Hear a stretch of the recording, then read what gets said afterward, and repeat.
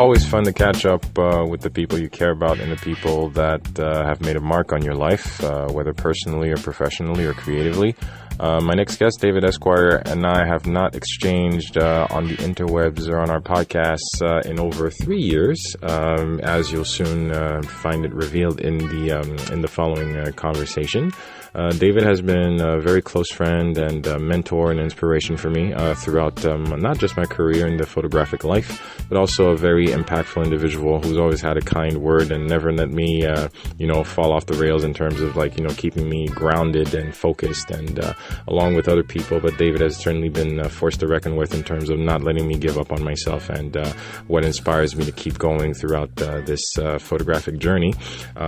It's not really a photography episode, but mostly getting back together and actually catching up because life happens and different circumstances notwithstanding, but everybody has their own little things going on, and it was nice to actually catch up and just talk about not just photography, but as you'll soon see, the conversation takes on a very interesting, if not to say very intimate and unexpectedly so, turn. And it's definitely something that I, in the beginning, hesitated to actually publish.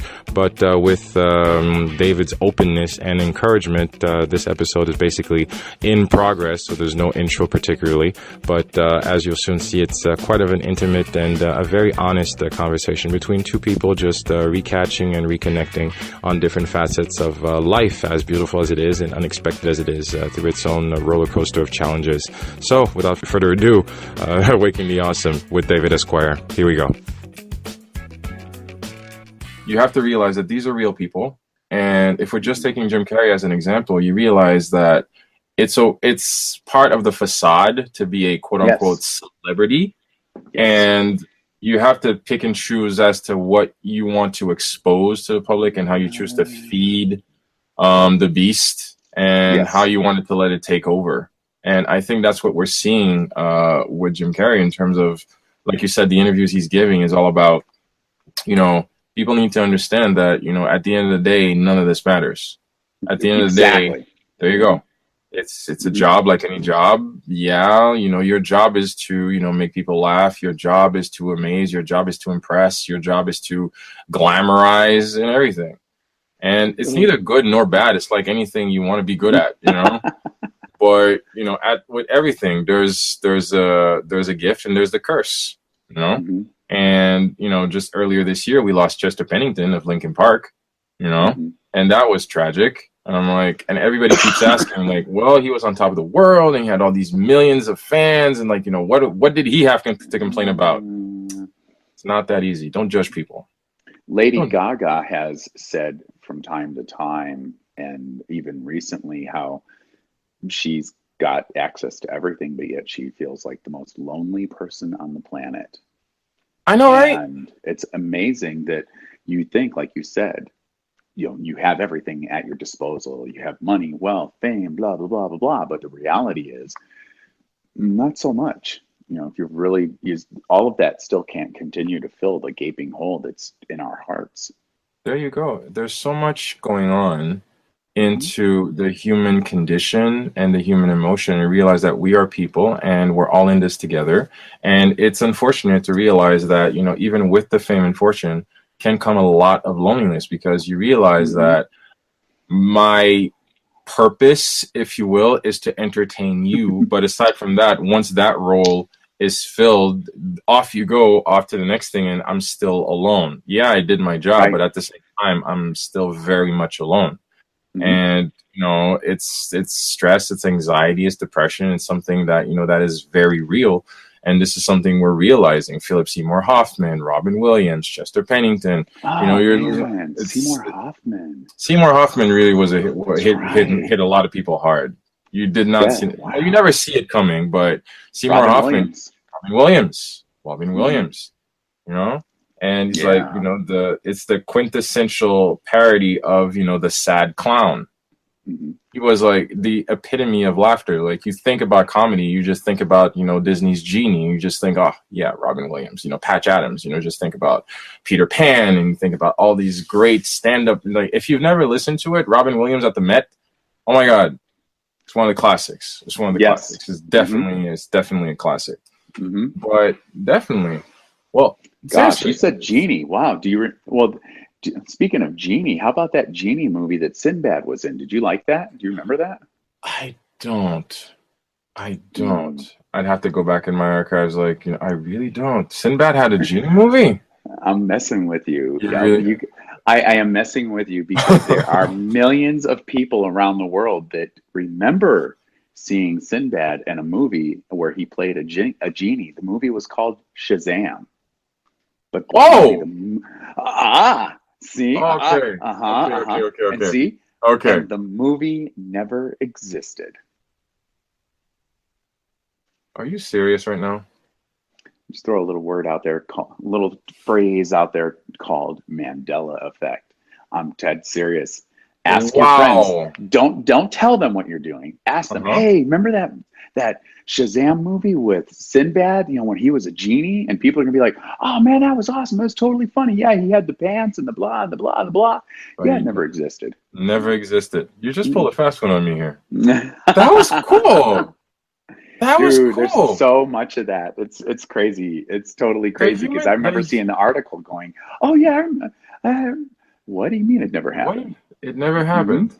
Fabrication. It's just like just plant a couple of words and you realize that did you just mess with me right Hmm. now? Yeah, you just plant. That's inception right there. Right there. That's Dude, inception. seriously, That is such seriously. inception, and there's a lot of that going on because, and that is a very good aspect of how you should always question the information that you receive. Not Exactly. just online, not just in printed form, not just through the word of mouth. You should always question Hmm. the information that we receive because it's so easy just to go off on just, just a tidbit of Hmm. what you think is fact and then you just run with it. And then Always you're like, question. "Ah." Hmm. If I had known, well, the information is there. It's yours to validate or, the information is there. I'm like, what, Got you. there's, yeah, you have to. You definitely have to. I Hmm. wanted to throw one at you because, this is us basically, just us, just catching up. So again, it's always nice to hear from you, man. First of all, it's like, it's good to see you. It really is. It really is good to see you and to catch up again. And if anybody who wasn't like, off when we were just like, just off the broadcast, David and I just realized that we have not recorded anything in over 3 years. The 3 last years. posting, the last posting in the first iteration of this podcast was dated on the blog on August Three 2nd, years. 2014. 3 3 years. years. 3 3 years. years. And I'm really Trace using años. it's crazy. And I'm really using this opportunity to let people know it's something that we always say. And in terms of vulnerability and just admitting where you are and not just looking back in regret, but always taking into account that, you know what? Circumstances happen, life happens, and everything. There are unfortunate circumstances, Hmm. but time flies. And you have a choice every day in every way to make the most of the day, I'm thinking about, okay, Hmm. in 3 years, think about how much you could have gotten done, with a little bit more focus, a little bit more opportunity, a little less fear, because fear is a very big, hindrance in that way. Hmm. But it's very important, to take into account that, you know what? Hey, never lose sight of the things that matter. And the things that don't matter, just let them go, leave them where they lay. The past is the past. So, Hmm. it's an eye opener. It's an eye opener. So, but hey, these things happen. It's okay, but we're here. We're here. And that's what matters. That is definitely what matters. Absolutely. One thing I Absolutely. wanted to throw at you because I was thinking about this as I was preparing, just to get together because this is basically just us catching up. But here's something that happened. It's really funny, but I know you have your word to put in on this. So a couple of weeks ago, give or take 2 or 3 weeks, on every Saturday morning, I take my daughter to a ballet class. All right. And the studio space that the school rents out is basically, it's a dance studio. So it's not just for her dance class. So different groups, different troops, rent out the space depending on the slot. And this lady came in all panicked and stuff, putting up like, posters and flyers and talking to different parents like, hey, last week I came in and I left 2 hard drives and I spoke with the owner of the place and the janitor apparently threw away my hard drives in the trash and I couldn't find them and I just wanted to I'm putting up posters and just like, offering a $250 reward and just because like, it's not even about the money. And if you've seen it or if you have any idea, if you see it throughout your course or anything during the class or anywhere, they're like 2 very orange boxes, 2 hard drives and the parents basically are just, being very courteous, like, yes, ma'am, leave us your coordinates. If we see anything, we'll be happy to fill you out. And I just walk in, and my photography, you know, Uber backup guy kicks in, and I have to ask her, like, okay, what exactly was on it? Oh no, it's a project. You know, it's a creative project I'm working on. It's 5 years of my life, and I'm like, Ooh. 5 years of your life. And I have to stay polite, David. I had to stay polite, but in the back of my head, I was like, Yeah. you have no backup. What are you doing with 5 years of your life on 2 single hard drives, which you're leaving in a public space?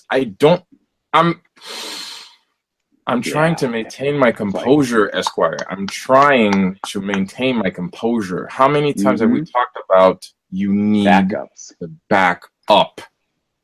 Backups. We're talking about backups. How do we still need to be saying this in 2017? I'm sorry. You have no excuse. I'm sorry. 5 years of your life. How? Excuse me. Unless, of course, it's a Mac, then no. No, I didn't know. I don't know. No. I don't know. In this, No. I don't. I'm trying to understand. I'm trying to find a way that would justify it. No. There's no reason. No. There's No no reason excuse. whatsoever. There's no excuse. Now I have to ask you, did you see the self-serving deal that Facebook inked with Universal? No. Okay, about a few weeks ago, Facebook announced that they would be providing music for Facebook creators. So yay, I'm very excited about that. Yay me, yay everybody else. And they announced, I saw it just before we started talking tonight, that Facebook inked a deal with Universal Music Group. So basically, creators on Facebook and Instagram and then Oculus VR will have access to Universal Music Group's library of artists. Okay. We're talking about, she gives me money, she's a gold digger.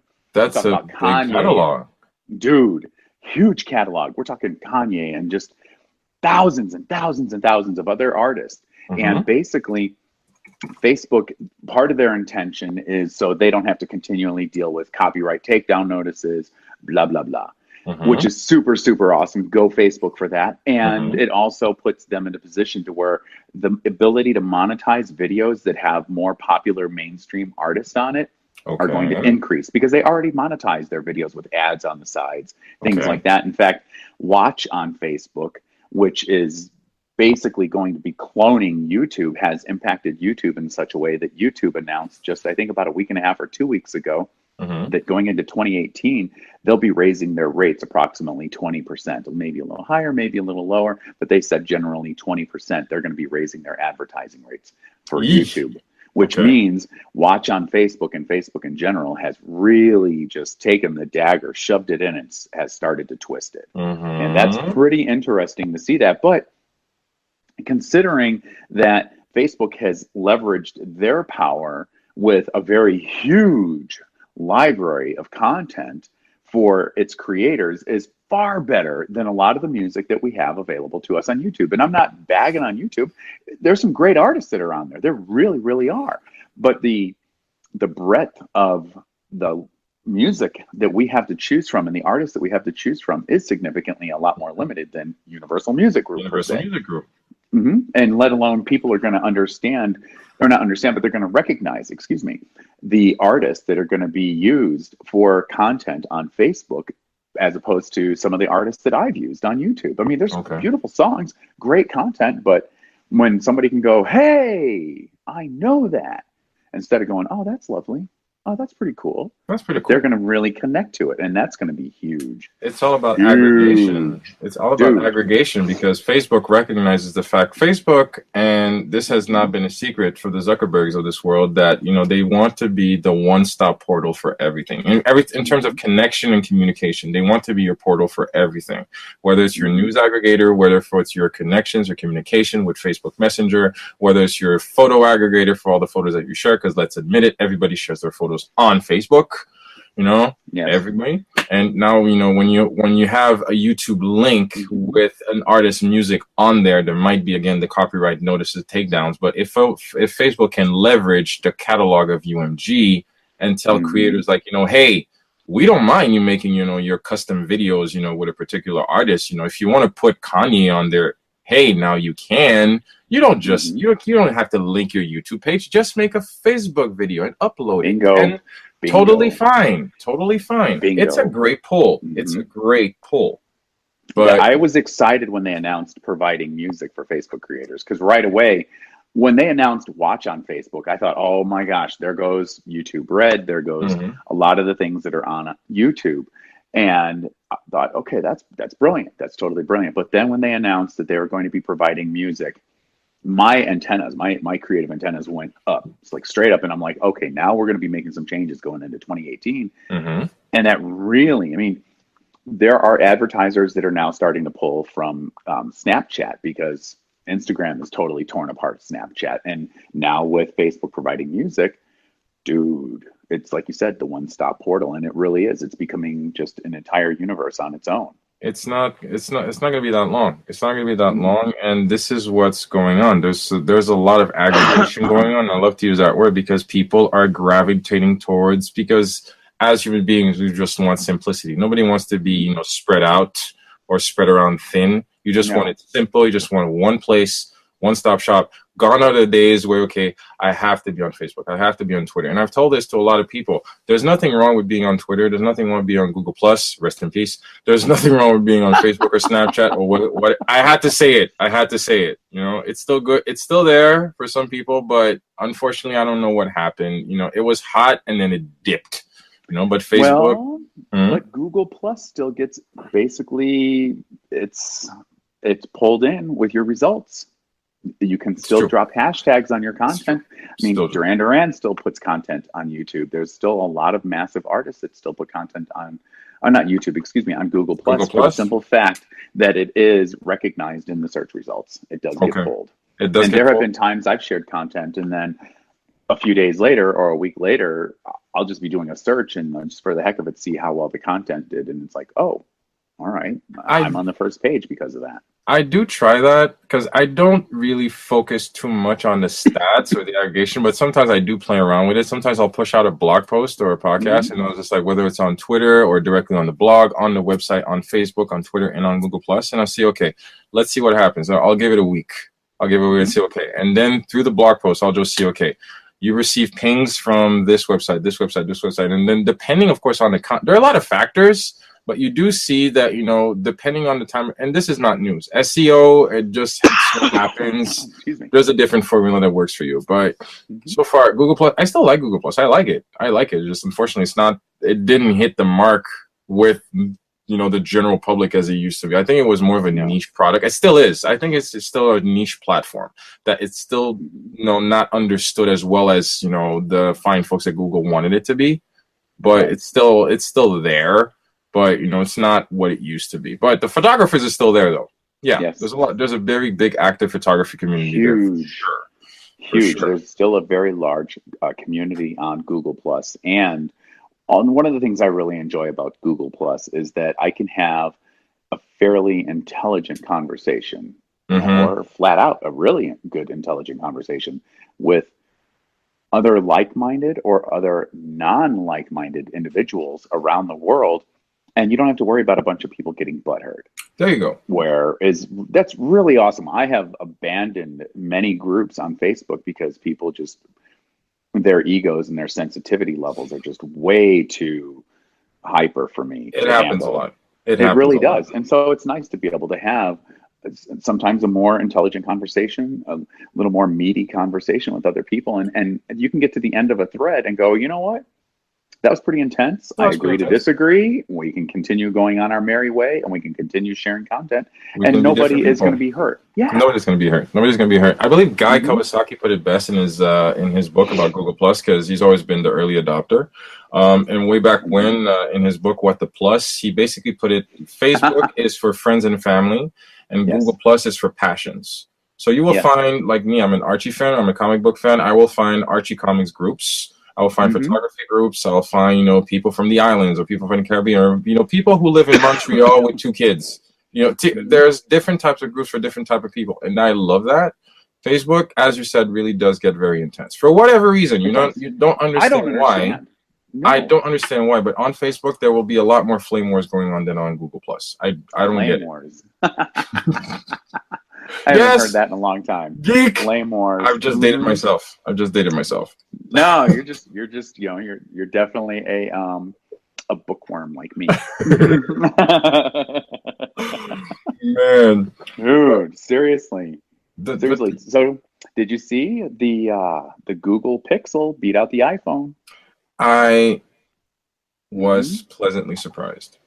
That was intense, and the Razer phone is making significant improvements to their camera, especially after MQHD dropped his really awesome but critical review of that particular phone. I was really excited about the quality of it and the battery and everything like that, and then he just kind of went, and then there's the camera. And he just kind of went like that, and it's like, oh. Because phones over the past couple of years have definitely, you know, hit the nail on the head in terms of what users want and what users need. And it's definitely become kind of a tailor-made industry in terms, it's not just about, you know, just the pretty face and the pretty handset. Oh, it's so shiny, it's so pretty, it's so fast. No, what does it do what I need it to do?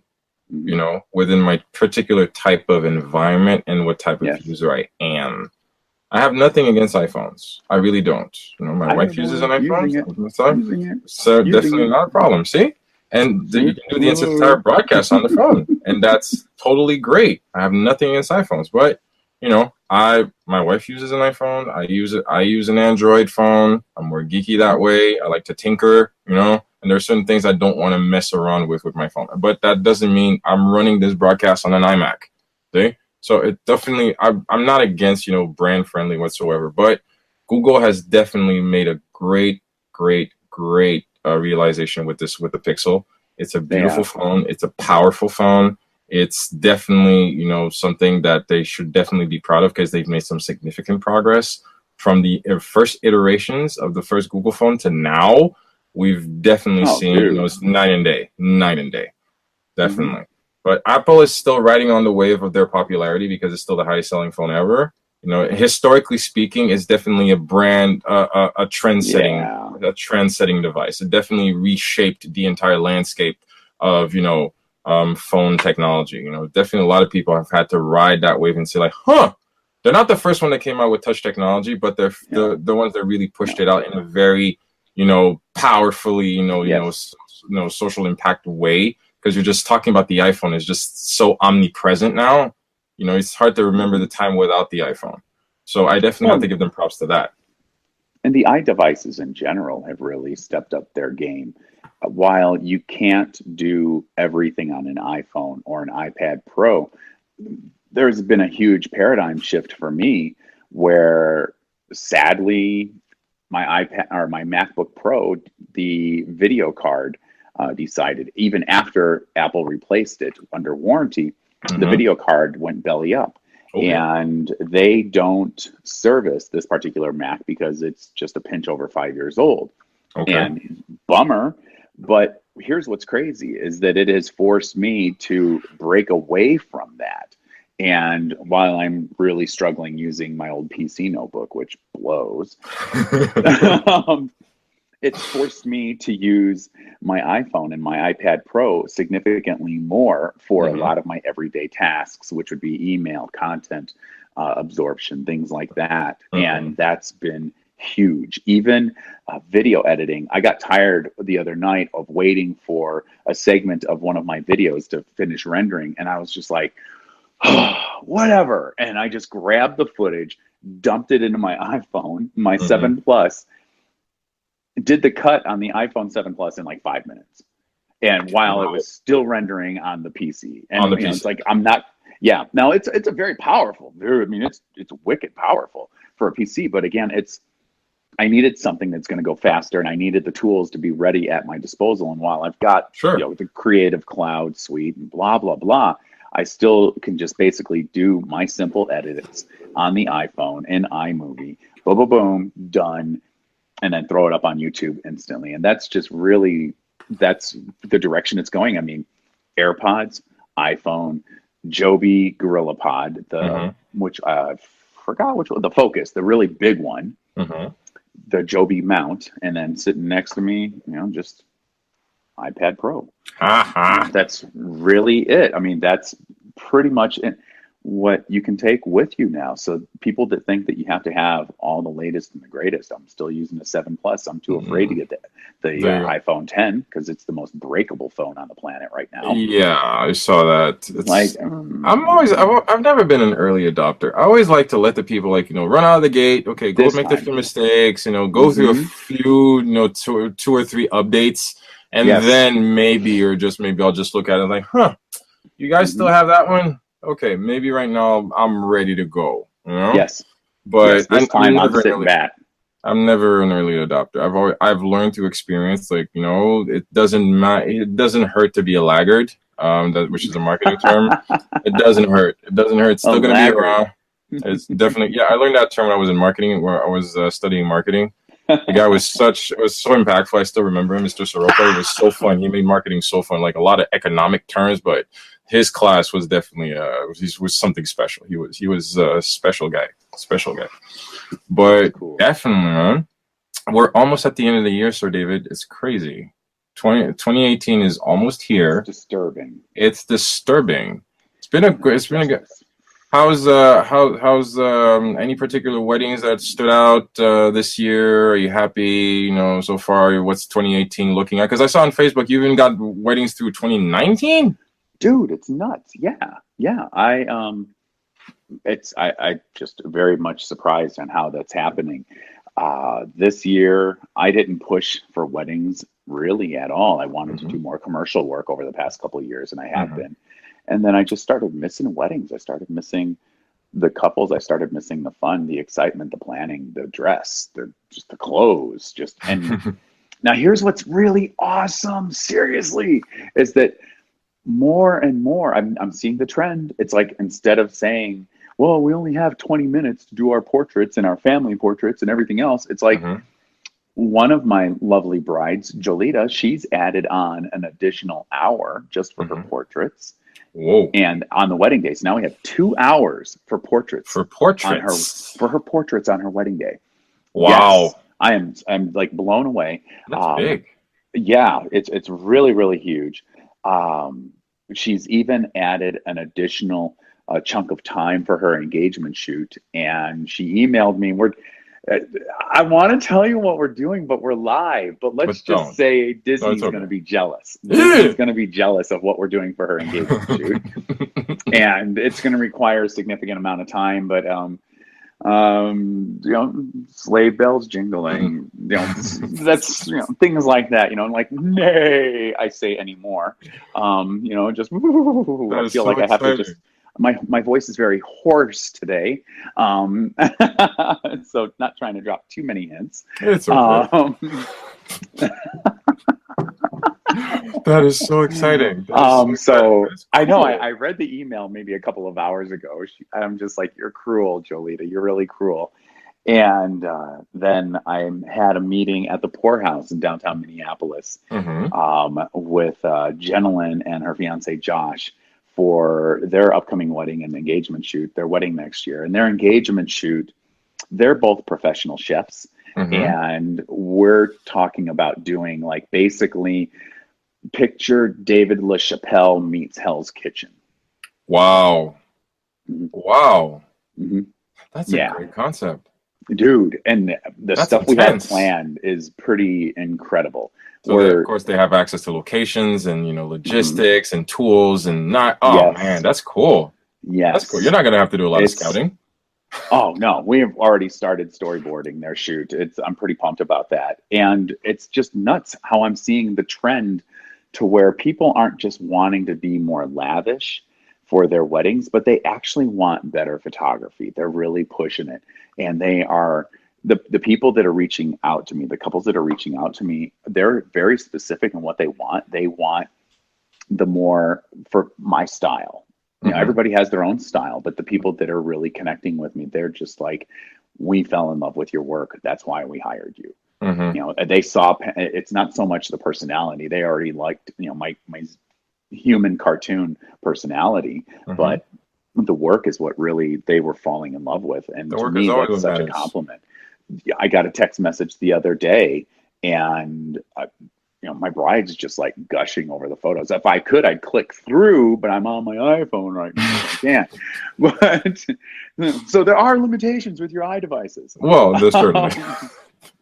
But basically, she's just like this massive text message from her, just really gushing about the work that she's received. And it's just such an honor to be able to have that feedback. And they're booking all the way to 2019 now. And I think that's neat. I think that's really neat. That's pretty neat. That is really neat because, as again, you keep coming back to something that is essentially important. Always cater to your craft, Yes. cater to your client, and the quality and the calls and the emails and the bookings will follow. If, you know, like anything else, it's a passion, it's a work of love. And, you know, people have learned over the years how to identify quality work from professional work. Okay, your word can be good, but your work could also be awesome.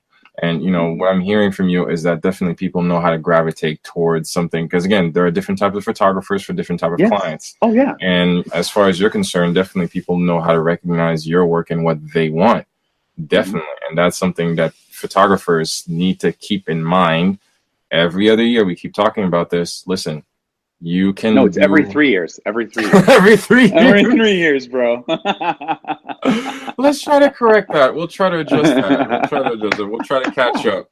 But No it's kidding. something that never dies. It's something that never dies in terms of how important it is to cater to your work. Your work has worth, and if you're going to do this seriously, you need to be mindful of the fact that, you know, you need to keep yourself tuned, you need to keep your skills on point, and you need to cater to your craft. And it's not just about marketing. It's not just, like you said, about your personality. At the end of the day, they're going to be looking at your work. What have you done? What are you doing? How do you do it differently? And how do you do you? Certainly, it's something that's something people need to be mindful of. No. Dude, even my appearance, I've really decided, like, I've always been the person, I used to think there should have been like a typical, like, you have to fit within a certain box appearance as a wedding photographer, just in that particular genre, just in that arena. And in Los Angeles and Orange County and other cities that I've shot in, I really just dress like me. I mean, this is me, you know. This is you. This is whatever I feel like wearing is whatever I feel like wearing. But it's just that I enjoy dressing in different clothes and stuff like that. And I just really want to embrace my heritage, my family, and started wearing kilts just here in the Twin Cities, here in Minneapolis. And while I thought it wouldn't be received very well, because being the Midwest and Minneapolis and significantly more conservative, so I thought, compared to like Los Angeles and other cities, dude, I have my clients are specifically asking, "You're wearing your kilt, right? You're wearing the kilt, right?" And I'm like, yeah. And they're like, "Awesome, because we told like our family you wear a kilt to the wedding, and that's what you wear when you shoot." I'm like, cool. Okay. All right. You know, okay. and That's it a really seller. has taken off. I mean, that's really neat. And I'm pretty pumped about that. It's just one more way to where, for me, I don't want to say it was liberating entirely, but there was a sense of liberation to where it's just one more way that I'm able to express myself creatively and personally. And it ties in with not just who I am as a person, but it ties in with who I am as a creative. It ties in with who I am as their photographer, that I have. This is how I dress. This is my sense of fashion. We do have built that sense of connection. Yes. And they like that. And they like that they have somebody that is going to be themselves.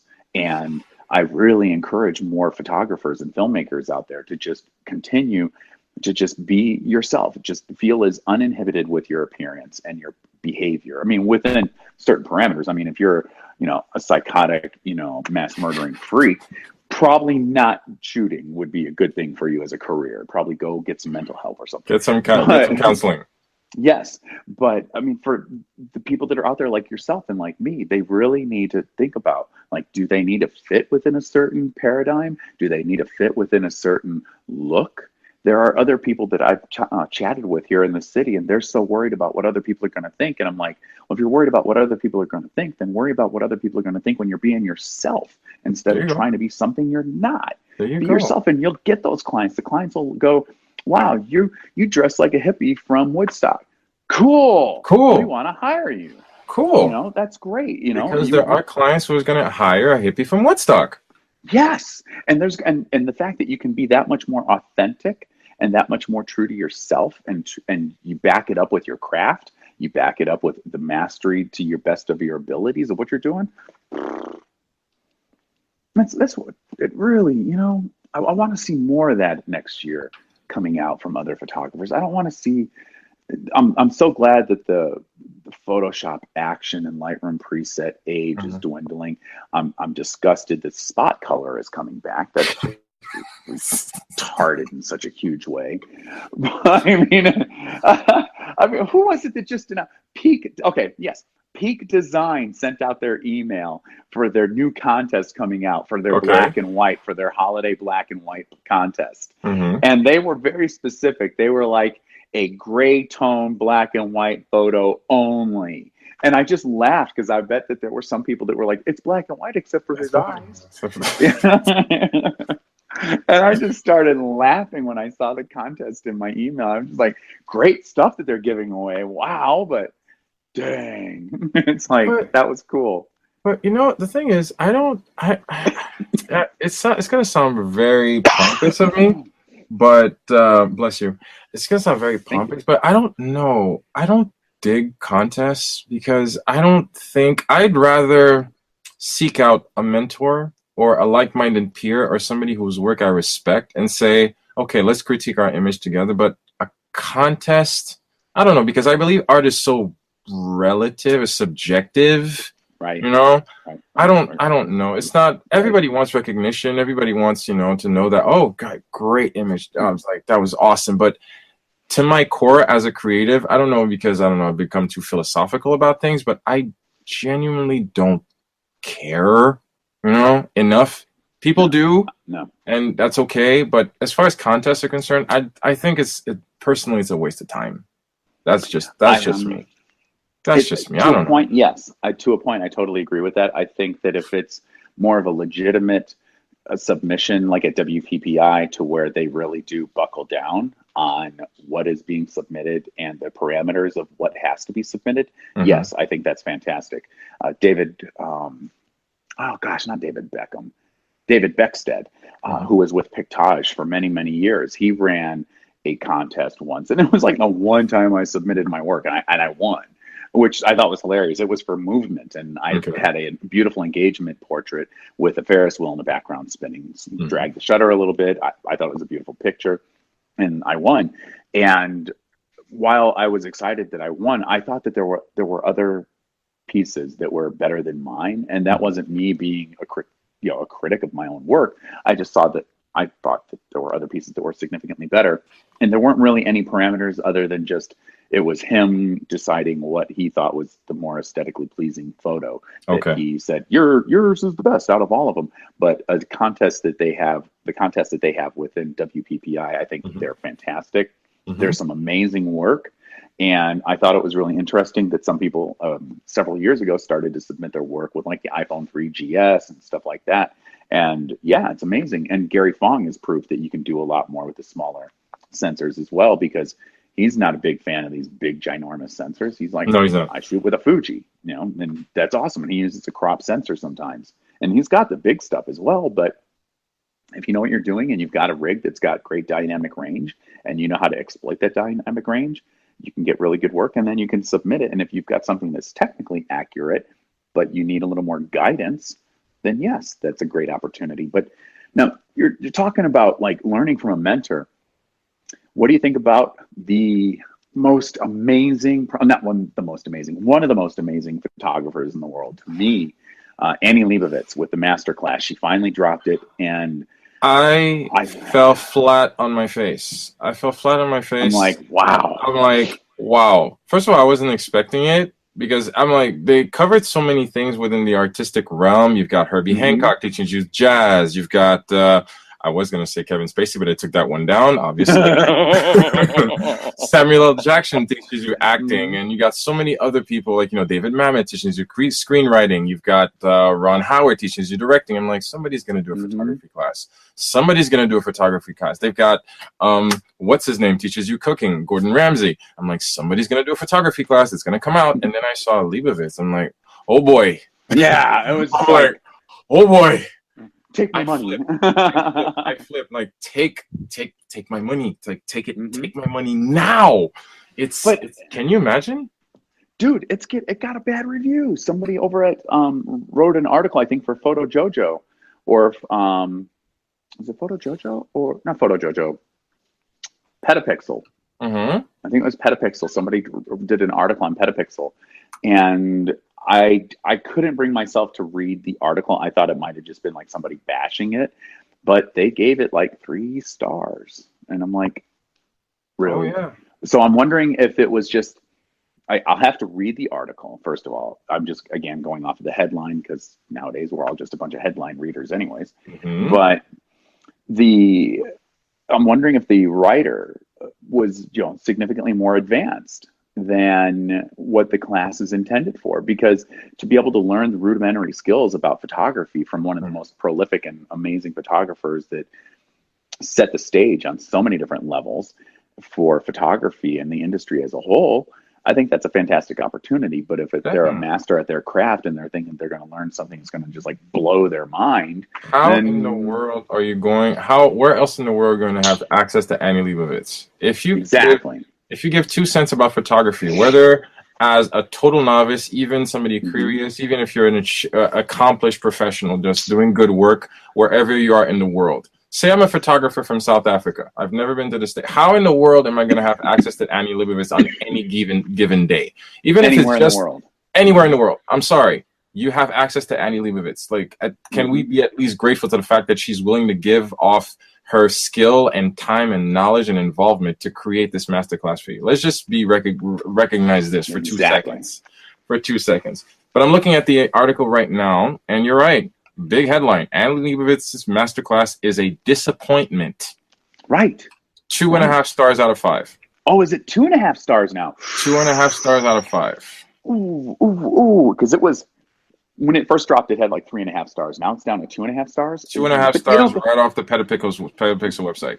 But that's what I'm talking about, though. Like, if these are people that they've been in the industry forever, and they pretty much know, I don't want to say know everything, it's impossible, but to know a good, fair amount of what it is to be a great photographer or to be a solid photographer, competent, that may not be the class for them. But like you said, I mean, dude, if I knew how to do any type of musical instrument and to be able to learn from like Herbie Hancock, yeah. Definitely one of the most iconic jazz pianists ever. I mean, definitely. We're still so lucky to have him around. Can you imagine? Herbie Hancock teaches jazz. Herbie Hancock. Yeah.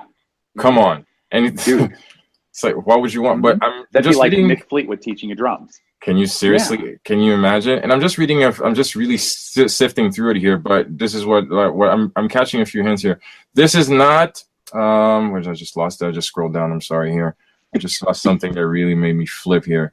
It's more, okay, this is not how Annie Leibovitz shoots class. It's a how Annie Leibovitz thinks and feels discussion. Well, duh, that's a good portion of photography. That is. How else are you going to learn? Like, okay, I don't, like, how Annie Leibovitz shoots, I'm not trying to recreate Annie Leibovitz's work. I'm trying to get... Already been done. That's already been done. So, you're right. It's going to pain me to read this. It's really going to pain me to read this. See, that's why I couldn't bring myself to read it, because part of me is just like, you know what? That's somebody else's opinion. I don't care. That's fine. It's just like Star Wars is getting terrible reviews right now. I'm still going to go see it. I'm going to find the time some way to go check it out. You know, you're probably going to laugh at me, but I do not watch trailers anymore. Anyway, for big movies that I do not watch trailers anymore, whether it's for big comic book movies or whatever. I want to go back to a simpler time. I'm an 80s kid, so we didn't have trailers back then. The only trailers I caught was in the theater. You had 3 trailers max before you got to the movie. And okay, you just watched a movie. I like to be pleasantly surprised, and I've been going through this experience for the past year. Yes. You know, the big movies we can talk about. You know, the Rogue One. We're talking about Star Wars like Rogue One. You know, just like X-Men, everything. It's just, you name it, no trailers, and you just walk in there, and you're just pleasantly surprised. I'm like, hey, that was actually fun. I did not know what to expect. There were certain things I'm like, okay, I could have done without that extra 30 minutes, but overall, I had a lot of fun watching this. This was actually fun. You know, I don't need 50,000 2.5-minute teaser trailers. How is it a teaser if it's 2.5? I don't get it. Overly spoiled. I don't. You know, I haven't seen any of them. I don't. And every time I finally see the movie, I just wait. You liked it? It was totally, but no, it wasn't. If you didn't like it, I'm sorry. Maybe you had different expectations because you saw so many trailers going through. But you see like 30 minutes of trailers before you even see the movie. So no. People need to remember that trailers are an advertisement to get your butt in the seat. So they're going to do whatever they need to do because the studios are spending a lot of money to get you in there. Okay. Seriously. But have you seen? There is a trailer I did recently watch. I have to confess, there was one I did recently watch, and it's the new Steven Spielberg movie that's coming out next year. It's like Ticket One or something like that. Oh man, I just drew a blank, and I actually shared it. Are you incepting me right now, Esquire? Pardon? Are you? No. I actually watched the trailer the other day, and I referenced it in a letter that I wrote as well just a couple days ago. But there's a new Steven Spielberg movie coming out next year, and it's about AI and virtual realities and things like that. And there is a sci-fi version. Ready Player One. There you go, Ready Player One, and the music that's in the preview that I watched, and at first I was like, what is this? Because it was a compilation of all these different movies that are coming out next year, and I'm like, oh, I haven't been in the theater in a while, what's coming out? And the music in it is actually a sci-fi version of the Willy Wonka theme song. Oh, dude, you'll have to listen to it. Don't listen to it now because you're copyright, but listen to that, and it's right away I caught it in like the first few bars, and I'm like, dude, that's Willy Wonka. And I'm like, hold on, pull that back, listen to it again. That's Willy Wonka. I'm like, right on. Like, and I see why they used that part, or if they didn't like blatantly use it, which to me it was, then they were inspired by it. Kind of like the Tom Hanks movie where he goes to Saudi Arabia. And I remember it's like in the very first like 8 minutes of the movie. I shared it on social media earlier this year when I had it on in the background and I was editing. And I'm sitting here and all of a sudden it's like I heard this. And I'm like, they're playing Planet Earth in the background of this movie. And they blatant ripoff. And there was no credit to Duran Duran in the movie at all. Where was I reading that in the soundtrack and Inception, when you hear that really gothic music, like really deep horns and like that really epic music that characterizes the entire movie, is actually that same soundtrack, Non Rien de Rien, but it's really a distorted version of, you know, that track that they used to actually wake up, like The Kick, but it's actually a distorted version. Yes, exactly. I was looking for the name. Edith Piaf. No way. Yes, Looking it is. Rose by Edith Piaf. Yes, it is. Yes, it is. It's totally my video. Definitely. It's a distorted version of the Kick music. It's actually Edith Piaf, but I don't remember where. I think it was a Google Talk where the gentleman was actually explaining the entire setup of Inception, but he actually played it twice to actually make us understand how what you're listening is actually Edith Piaf. It's the distorted score of the same track they use for the Kick music. Nobody realizes. You think it's basically like some Hans Zimmer type of rock. No, it's that song, but totally distorted. It's amazing. Music is so emotional. It's such an emotional thing. But before I forget, you definitely should watch, if you're a music fan, you should definitely watch Baby Driver. If you've heard of it. Really? Baby Driver. It's a really fun, really whimsical. It came out this year. It's about this kid who has a ear condition. Basically, he's got tendonitis, And basically, he's an escape driver for con artists. So basically, they just go do a holdup, but he's the driver. But how he uses it, he has a soundtrack that he uses to when he's doing heists. So, but the way he drives to the beat of whatever's playing in his head, and he's got really, it's the soundtrack. It's the soundtrack follows the interview. You know, just see like you're supposed to. She give me money, and then you see like bags of money. It's so well choreographed. Nice. It's so well, shot for a movie. It's beautiful. It's a really simple story. You've seen it before. Like, antagonist, he just drives, he just drives, but, and then he gets caught up in stuff. I'm not spoiling anything. It's a real fun, whimsical movie. But for the musical aspect, it's definitely worth watching. It was a really fun discovery. Baby Driver. See it. That was my review, ladies and gentlemen. Dun, dun, dun. Dun, dun, dun. Dun, dun, dun. But so speaking of discovery, what do you think will be the skipping gear and everything else? Because gear is just, there needs to be a significant leapfrog moment in gear, and I definitely see Sony doing a lot of that to crush Canon and Nikon. Oh, yeah. Outside of gear, what do you think are going to be some discovery moments going into 2018? Do you think that there are some people that are kind of tinkering with stuff? I mean, we got Trey, who's always doing the HDR, and we've got a lot of people that are doing things outside of spot coloring. You tell I absolutely despise it. Yeah, it's not my thing. It's not my thing. I see there's a lot of experimentation going on with VR. I don't know what it is. I think virtual reality is closer than we think. There's a lot of experimentation going on behind the labs, not directly to the consumer. Oculus Rift was a nice jump for just giving it accessibility to the consumer. Right. But every time I see something accessible to consumer, I always think about what's going on behind the scenes and what type of technology is already being tested. For 2018, what about this? For virtual reality, we had tinkered around on. Oh gosh, it's one of the VR sets, Vive or something like that, and it's pretty beefy. We had it over here. Christine's daughter's boyfriend brought over his setup, and there's like the poles that you have to set up with the actual infrared beams that it tracks your body with the grips and everything. I mean, it's pretty intense. One of the things that I thought was interesting was that you can access your entire computer's menu in it. You can look at your entire Windows 10 menu on it. Oh dear. You can go ahead and use your remotes, very much like the movie Lawnmower Man and everything else. You can touch it on the screen and be able to be in that particular virtual environment, but then using your computer.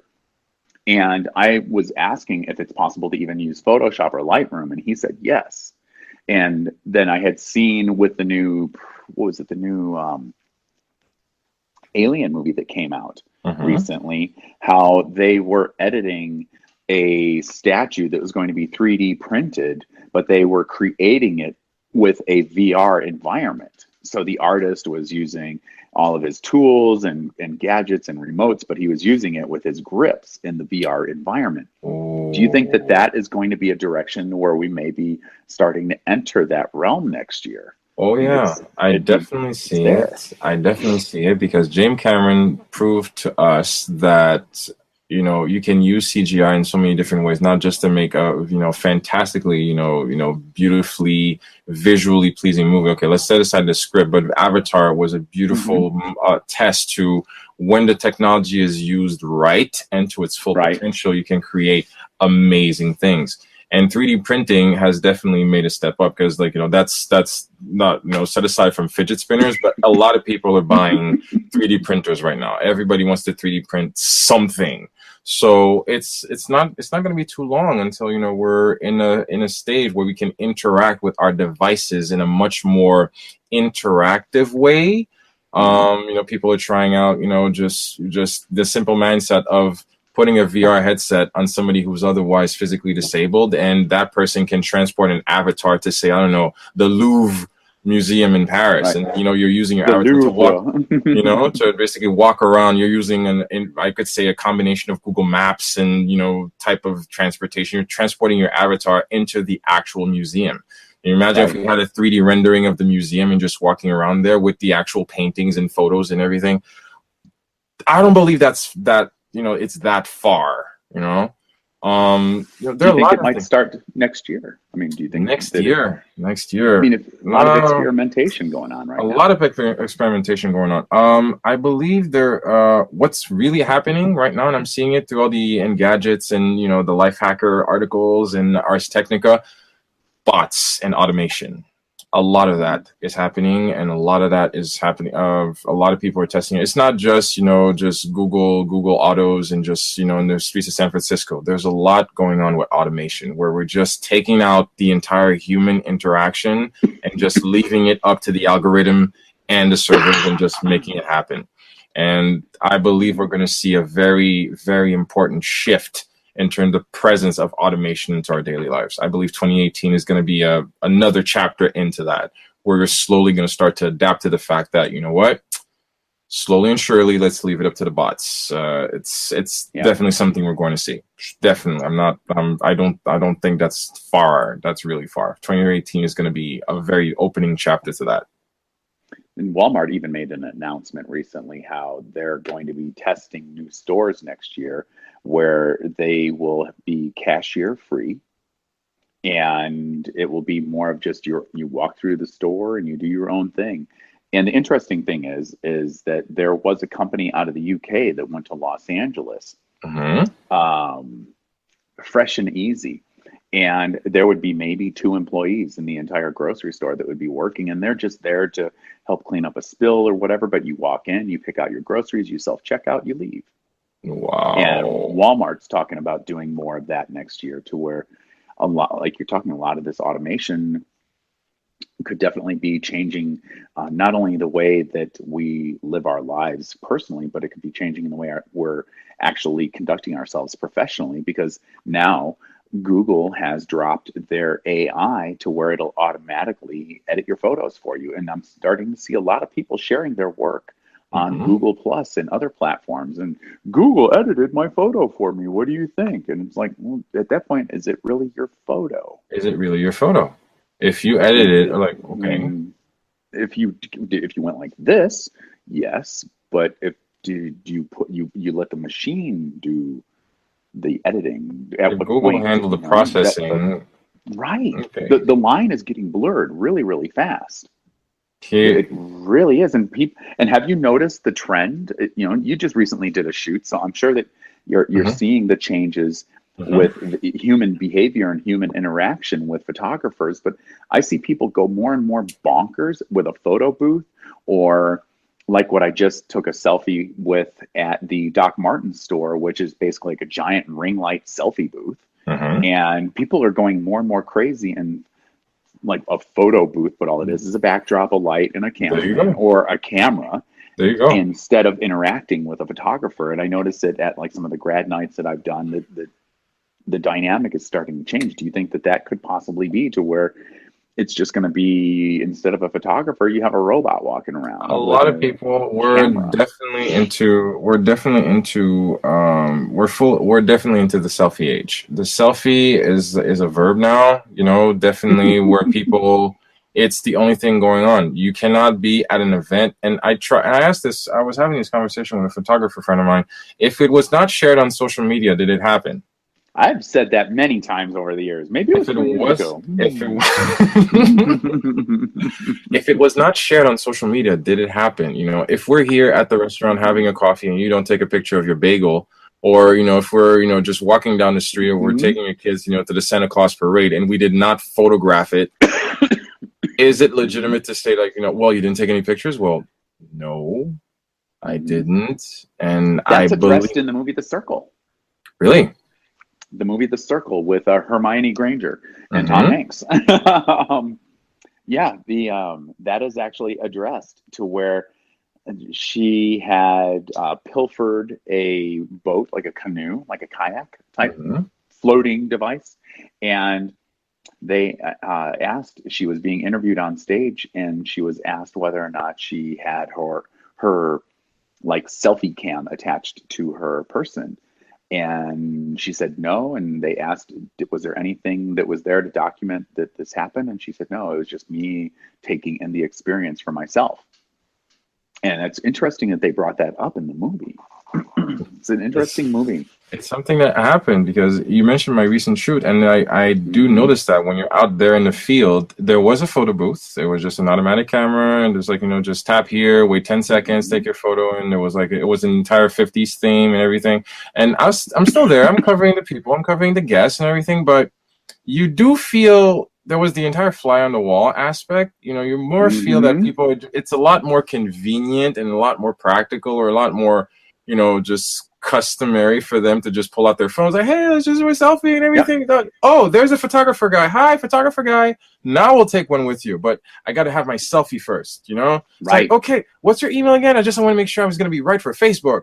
It's that's all it is. That's all it is. You don't need to worry about, is it the right print size? Am I going to have to? No, it's like, listen, here, take your website photos, and they're fine with that. My client told me, like, trust me, all the people are going to see this. All these are going to go on Facebook anyway, so don't need to trouble yourself with any form of like, high definition, whatever.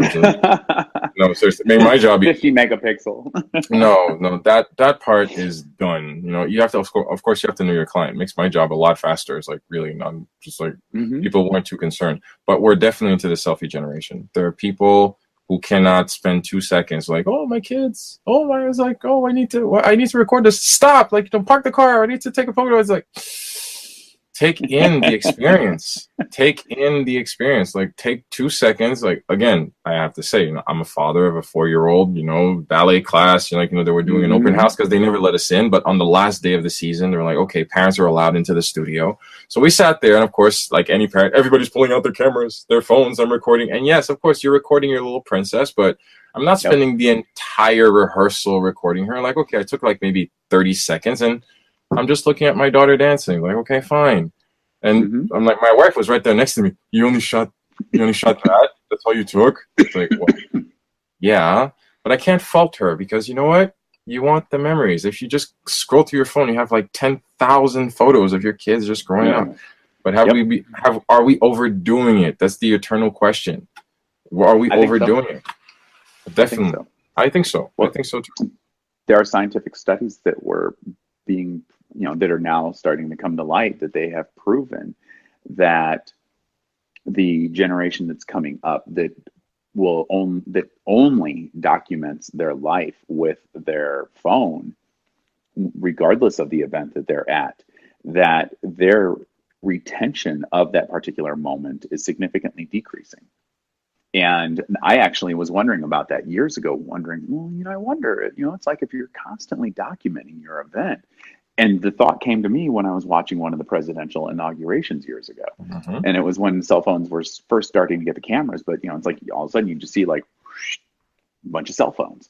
And I'm like, wow, that's really interesting. Are these people going to remember it, or are they going to have to look at their device to remember the event? And because you're entrusting your phone to be the memory. So you're watching the memory here. Who lived the event? Is the phone living the event? You're gonna have the phone. It's not the same thing. It is not the same thing. It's a barrier. It is a barrier between you and your event. So I really would like to see more people taking in the event or the experience a little bit more next year. While I'm personally guilty of it as well, like a million times over. But that's just me living, doing the whole Annie Leibovitz thing, living my life through a lens. But I enjoy sharing it as well with, I'll share photos with Christine. I'll share photos with, my brothers, with everybody on social media as well.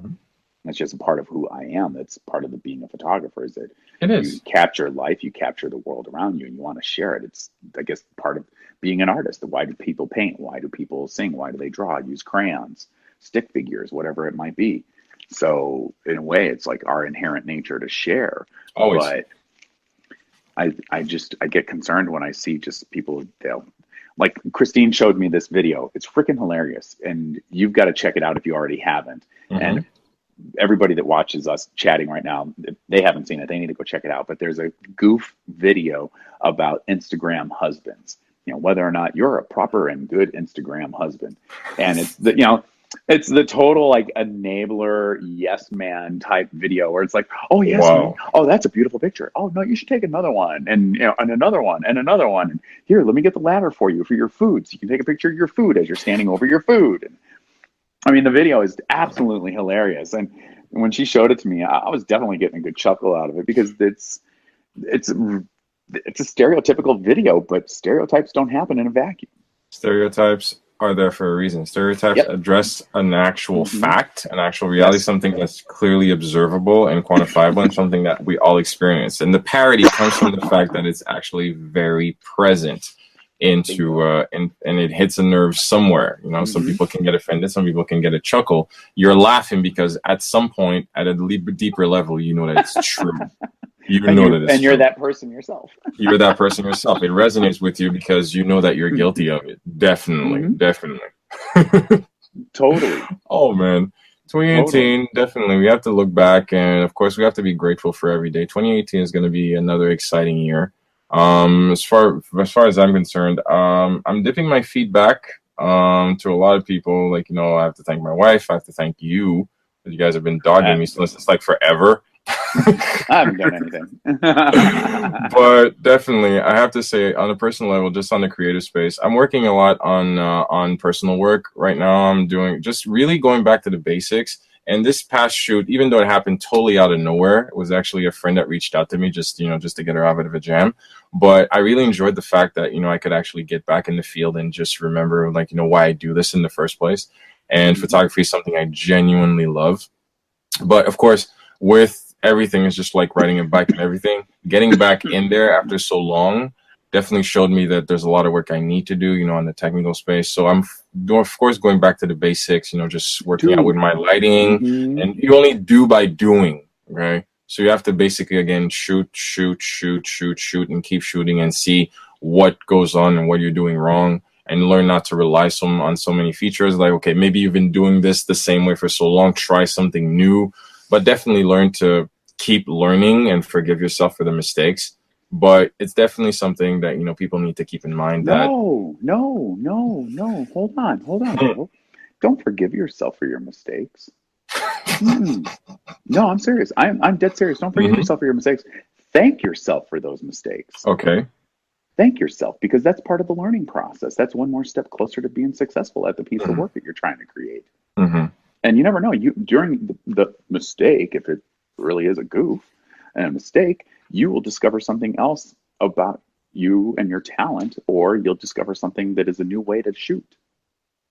So don't forgive yourself for your mistakes. Look at them as just, that's not the way you intended to do it.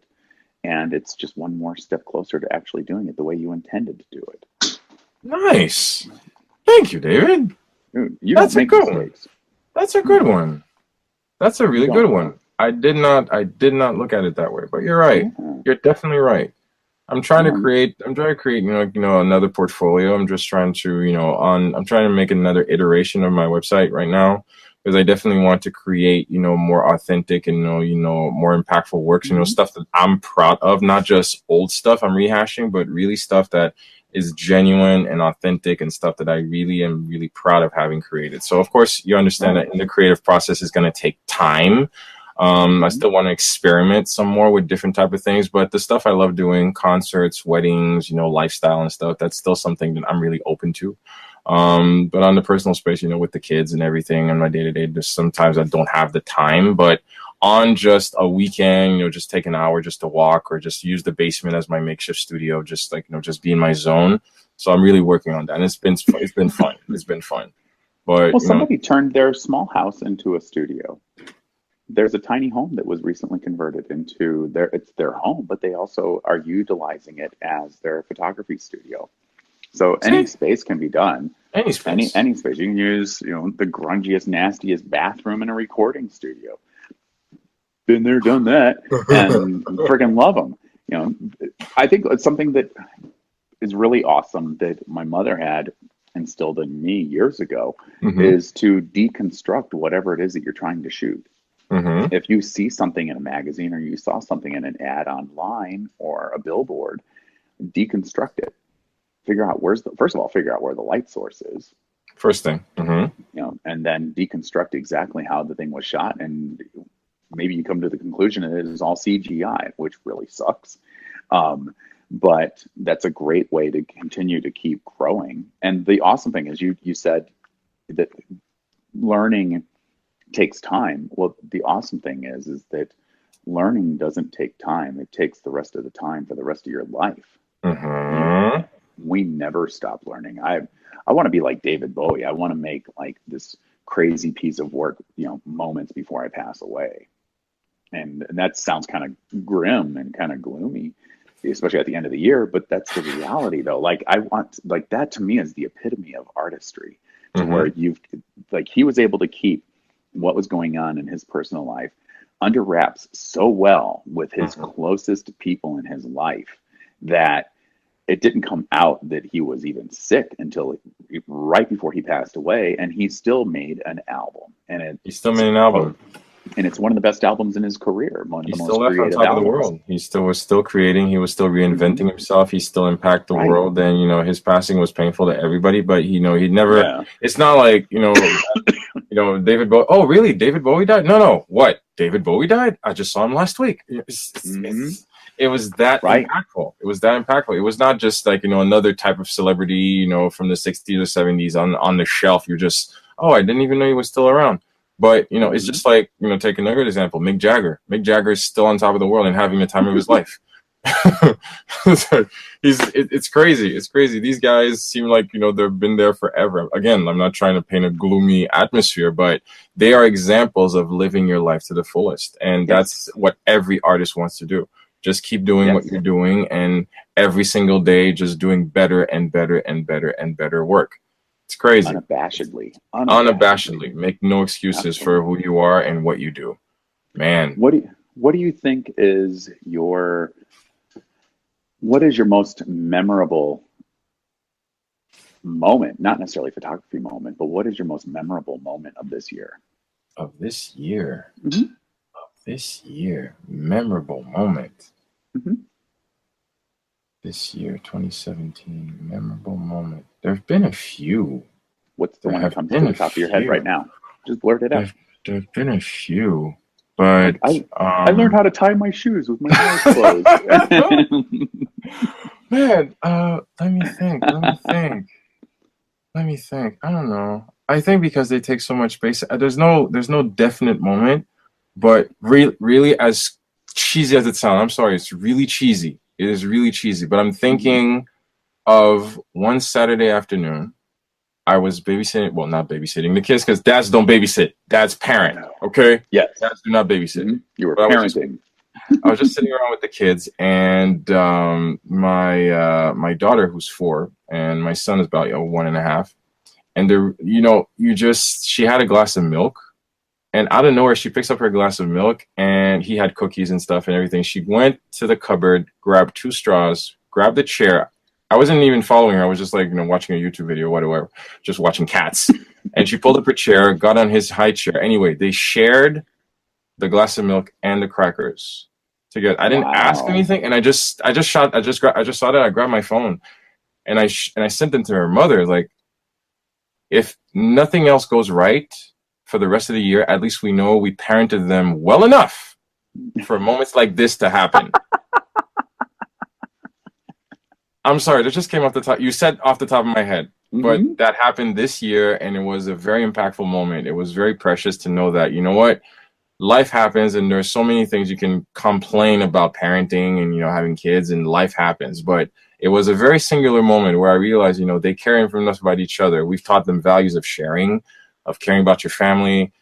She knows he's on his high chair, so she's not going to ask him to come down. So it's all that thing, we've taught them well enough to have moments like this.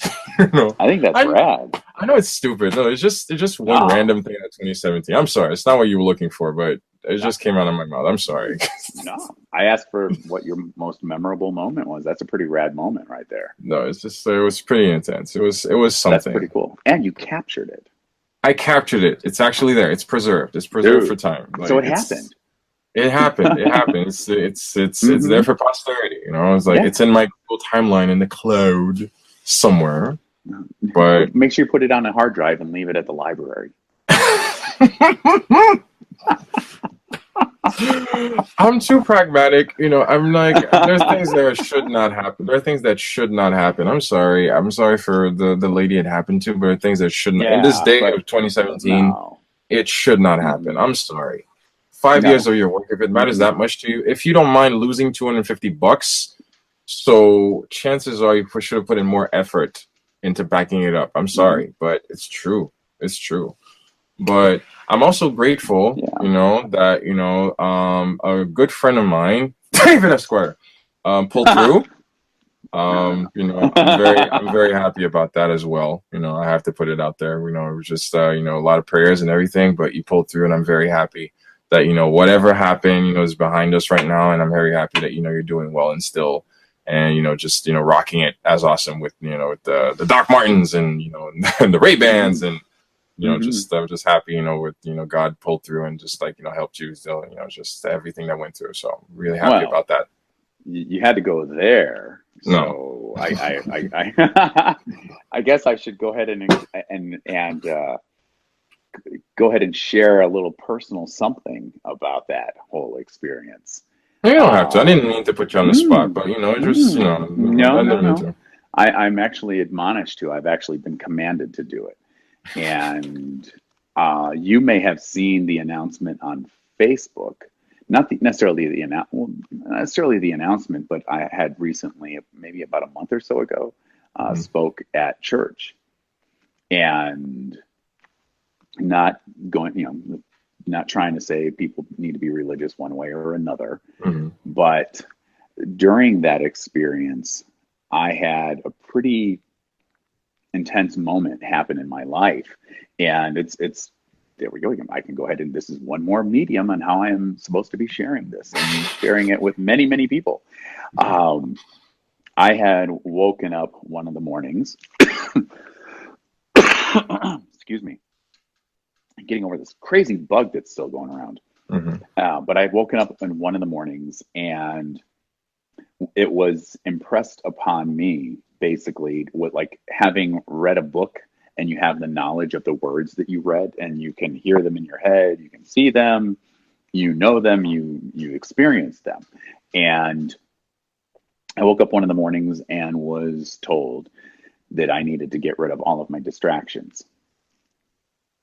And I'm like, okay, what? Like, what? And then I realized, okay, this is God talking to me, and I'm not crazy, Mhm. because I do believe that God presents himself to many people around the world in many ways. Mhm. And he told me that I needed to get rid of my distractions, and he made it very clear my distractions pertained to, first of all, my bags. And anybody that knows me knows I love bags. There was at one point that I had to give an old assistant of mine, I think like 20 or 30 bags. I just threw them all into the back of my Jeep, and then like was like, dude, here, take them all. Here, Like, take the just bags. go. Like, I kept maybe like a dozen of them, so it kind of gives you an idea of how many I had at that time. Wow. I know. I know. And so I was told to get rid of all of my bags. And and in my head, I'm like, get rid of my bags. Oh, okay. Well, does that mean, like person A, person B, person A, person B, except it's like, Mhm. there's me and God talking. Mhm. And so I said, does that mean I have to get rid of my Louis Vuitton? Yes, your Louis Vuitton. Okay. It's Okay. vintage. It's like 30 something years old. That's great. I need to get rid of my Louis Vuitton. All of your bags. Okay. And all of your media. Excuse me? I'm sorry. Mhm. Media? Yeah, media. So over the past month, our church has received, I would have to say, upwards of about a dozen very large totes that contained um, all of my DVDs, Wow. all of my, yes, my DVDs contained everything from the 80s, the 90s, all of my Keanu Reeves movies, all the Resident Evil Mila Jovovich movies, all of my medieval movies, Excalibur, you name it, everything. Okay. I think this is like the first time I've really gone public, even in media, with this. Okay. I also included with this, and this is where it was pretty tough, and it still hurts. I am no longer the owner of any Duran Duran media right now whatsoever. Shut up. All of my Duran Duran DVDs I donated to our church, which included the Arcadia documentary video from Japan. That is huge. Every Duran Duran video ever made on a collection that I purchased has been donated to the church. All of my CDs have been donated to the church. Okay. Including all of my Duran Duran CDs, some of which were autographed. The Duran Duran Arena 2 CD that I had purchased from a Russian record label roughly 20-something years ago was donated. It's the Duran Duran made a live album in the 80s called Arena, which quite bluntly I thought sucked. It was such a huge disappointment, and many Duran Duran fans, Duranis, said the same thing and still say the same thing. And a record label in Russia got a hold of all of the original audio from that tour and made a 2 CD album of it. I think that CD that I gave to the church is one of maybe 10 or 20 in existence today in the entire planet. All of my Duran Duran has been donated to the church, all of my media, all of my bags. And that was pretty tough to do. I can imagine. And for as long as I've known you, it's always about. It's all about Duran. It has always been about Duran Duran. Always. Still is. There's stuff from Moby that's in there that you can't get anymore. The double album "Everything Is Wrong" remix. Yeah, there's a whole lot stuff from record labels that was autographed to me from the bands that I'd worked with, from Interscope, Capitol, you name it.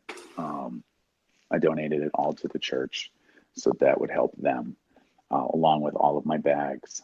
And then I was told, and I'd been told this before 4 times previously in my life, and I thought, I'm going crazy. I'm losing it. I'm delusions of grandeur, whatever you want to call it. But I'm telling you, my man, and I'm telling everybody that's watching or listening that God specifically told me that he is coming soon. Okay. And he told me to make sure that I tell everybody. Literally that morning, I got up and my friend Bob was here from Germany. And I was sitting at the dining room table, and him and Christine came in, and that was like, they were the first 2 people that I told. I needed to tell everybody. I was told to tell everybody. And so I'm sharing it with you, that you get your house ready. And your house would be your home, your family, your heart, your own personal heart. But he is coming soon. And I shared that with our church, and I'm admonished to tell everybody.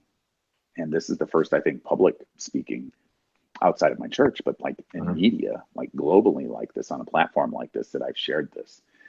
And the really interesting thing is that I was listening to one of the YouTube vloggers that I follow, and she did an interview with somebody that had a very similar experience, to where he can't explain it. He's religious, but he's not, he's not a pastor or anything.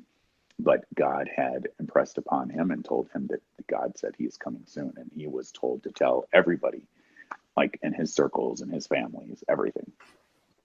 So, yeah. So I think it would be really great for everybody that's in our families and our friends and colleagues and everybody around the world to get your house ready. He said he's coming soon. I don't know when. That's all I know. But the crazy thing is this is the 5th time that he's told me this. In your first lifetime? 4 times, yes. And that's coming from somebody that survived a head-on collision, survived a heart attack, all these other crazy things. But this time he was like, you need to tell everybody. So, you're right. You brought up the incident I had it's okay. about a month ago, but it's I'm not. No, I'm not. No, but that was cool. Like that just reminded me, like, hey, yeah, I should take advantage of the situation and share that. Like, this No, is it's important. It's a important. personal thing It's a very to powerful share. one. It's a very powerful thing, and I thank you for being, so trustworthy and just Yeah. letting me know. And I'm sorry if you felt like forced or anything. It Oh no, wasn't no, no, my no, intention. no, no. But You were talking about it, and that just reminded me to say something. no, So certainly, no, no, and no, no, it's a no. very powerful message, and it's important It to is. always acknowledge that we are here on lease, and at some point Yeah, I like that term. I we're like that term. we're here on lease. I would definitely think we're here on lease because we're just passing through. There was a lifetime before us, and there will definitely be a lifetime after us. But right now, in these circumstances, we always need to remember that we're just a very small organism on a floating rock, and Dude, seriously. we have no control. We have no control. All we can do is just try to make sure that we do the best. Again, I keep saying this all the time because I don't know. Right now, as of recently, I just realized that we're all in this together, and it's all about a community, and we're connected. We're not. It's not just just focusing on your navel. It's about the fact that it's very important to know that you can learn from each other, you can reach out, and you can definitely just try to be better people because there's enough toxicity going on in the world to go around, but there's also a lot of love, and there's a lot of understanding, and there's a lot of connection, and there's a lot of generosity. And I'm not just about because this is the holidays. It's just because, and again, the holidays aren't fun for everybody. Okay.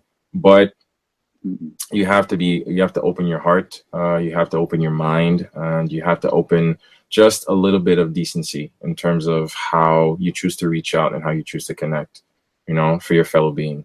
So I really want to thank you for being so vulnerable. But of course, letting us know that, there is, a lot to think about in our presence. And again, it's out of respect for everybody who's both religious and not.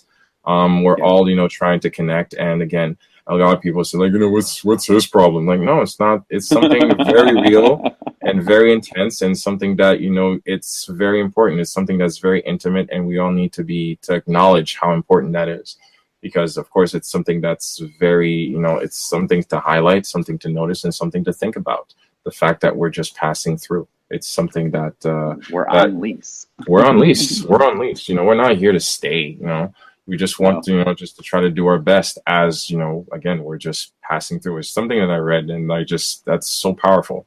We're just passing through. We're not here permanently. We're just passing through. So just take care of while the time you're here. Because you just don't know, because life is short. Life is really short. Life passes by fast. See how 3 years passes by? 3 years passes by. 3 years. 3 años. 3 años. 3 años. Well, man, life is short. I'm walking proof. Life is short. I'm walking proof. It could be taken away from you in the blink of an eye. Oh yeah. I'm just a freak of nature. It's like clearly it's either that or God has a lot of work ahead of me. I think it's probably both. You got a lot. He's still keeping me around for a reason. It's like there's a lot going on. There's a lot going on. But even though you don't know what the plan is, just ride the wave and just like try to do your best. And while the time you're here, the script, you're not writing the script, but while you're here, give the best performance you can and knock it out of the park. That's the best you can do. That's the best you can do. And buy lots of camera gear. Have lots of gas. Man, gas. Yes, gas. And if you don't know what it is, you guys go look it up. Just look up gas and photographer. If you're a creative person, you have gas. It's just inherent in your nature. And it's gonna be there. It's definitely part of the entire, Speaking of gas, dude. Okay, I recently did acquire with their Black Friday sale the DJI Osmo Mobile. Wow. I tried the Fayutech one that they had out that has like 2 handles and big old mount on the top, and you can put your phone here, or no, phone below it, and you can put lights and microphones and stuff like that here. And it was just like, I went through 2 of them, and I returned them both. And the DJI Osmo Mobile is just bonkers, buttery smooth. Really? Buttery smooth. That's my gas acquisition for the year. Wow. Yeah, and I was just like, I'm getting an alert. my AirPods just told me that my batteries are about to die, so we should probably wrap it up. We should probably wrap it up. We've had so much fun. We don't even see the time go through. But no, David, I just want to be so. Oh my gosh, dude, 90 minutes. We've been here a while. Man. We had to make up for 3 years. 3 years. 3 years. Hard to compress. So 30 minutes per year. So I think we're in good time. 30 minutes per year. But David, I'm not going to take too much of your time, but I just want to thank you for the awesome time, because, I know you're a busy guy, but, it was really fun to catch up. You're busy. You're just as busy. Mm-hmm. But I just want to thank you again for always being so awesome and so generous of your time, because it's always fun to catch up. And I've learned so much from you, and definitely you've been a lot of influence for me, like, just as a person, just as a regular human being, but also as an awesome photographer. I never cease to tell everybody, like, I'll never stop.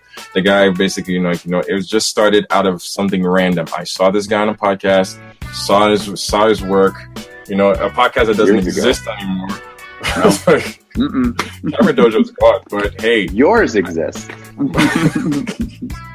But I just want to thank you for all the friendship and for everything, David. Really, seriously, like, you're really an awesome dude, and really just for everything that the year is going to bring you through. I hope that the holidays are happy ones to you and yours, and may 2018 just bring you health and success, and and nothing less.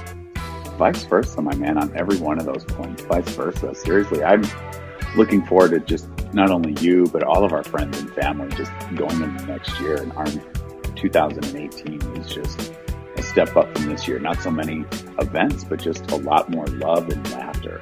I would love to see just everybody's lives overflowing like that. That would be amazing. That would be amazing. For all it's worth, thank you so much for your time, and to everyone, as always, leave the show notes in the episode, and for everything, subscribe down below. All the show notes will be there, and all the tidbits once the episode go live. And leave a comment. Send your love to David at esquirephotography.com, or directly on his website. Or you. I'm here. Where can we find you at? Me, I will always be on the Twitters at OdivierD, or on Instagram, I am OdivierD, or directly on my website, olivierd.ca, on the Canadas for everything. All you guys have a wonderful, wonderful evening, and as always, do stay awesome. Ciao. Ciao.